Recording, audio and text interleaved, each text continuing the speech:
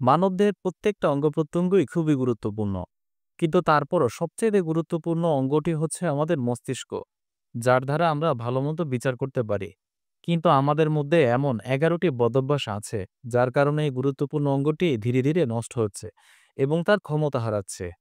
Number ১, অপর্যাপ্ত ঘুম। আমাদের ব্রেনের সবচাইতে বেশি ক্ষতি হয় অপর্যাপ্ত ঘুমের কারণে। পর্যাপ্ত ঘুম বলতে একজন প্রাপ্তবয়স্ক মানুষের দৈনিক ৭ থেকে ৮ ঘন্টা ঘুমানো উচিত।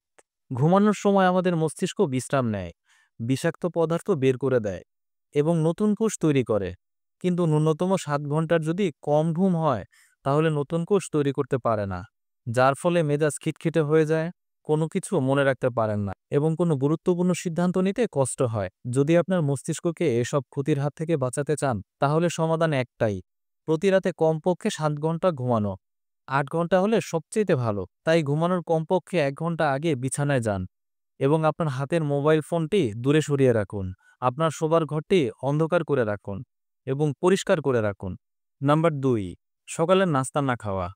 সারারাত আপনি না খেয়ে থাকার পর আপনার দিনের ক্লান্তি দূর হয় এবং শক্তি আসে সকালের নাস্তা থেকে।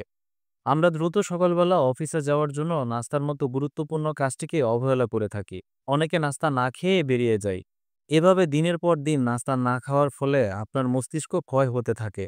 মস্তিষ্কের কোষগুলো তার স্বাভাবিক কার্যকারিতা হারায়। নাম্বার ৩, পর্যাপ্ত পানি পান না করা। আমাদের মস্তিষ্কের ৭৫%ই পানি। মস্তিষ্কের ভালো কাজ করার জন্য মস্তিষ্ককে আর্দ্র রাখা খুবই জরুরি। পানির অভাবে মস্তিষ্কের টিস্যু সংকুচিত হয়ে যায়। মস্তিষ্কের কোষগুলো তার সাধারণ কার্যক্ষমতা হারায়। এতে আপনার যৌক্তিক চিন্তা বা সিদ্ধান্ত নেওয়ার ক্ষমতা কমে যেতে পারে। তাই মস্তিষ্ককে সুস্থ রাখতে একজন প্রাপ্তবয়স্ক মানুষের দিনে কমপক্ষে ২ লিটার পানি খেতেই হবে। তবে ওজন, বয়স, জীবনযাত্রা এবং আবহাওয়ার উপর ভিত্তি করে পানির পরিমাণ বাড়তে পারে।